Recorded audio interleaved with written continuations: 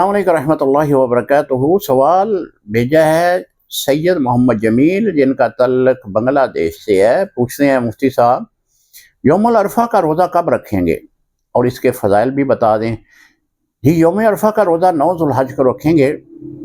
आपके मुल्क में जब 9 ज़ुल्हज हो उस वक़्त आप रोज़ा रखें।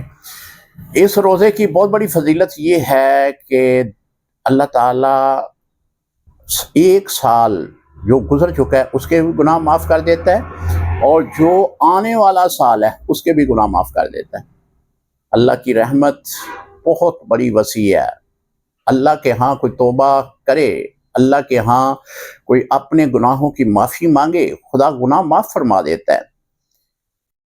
अगर कोई आदमी इस रोज़े को रखेगा, यौम अरफा के रोज़े को, तो उसके 2 साल के गुनाह अल्लाह माफ़ कर देता है। एक तो वो साल जो गुजर चुका है, एक वो साल जो आने वाला है।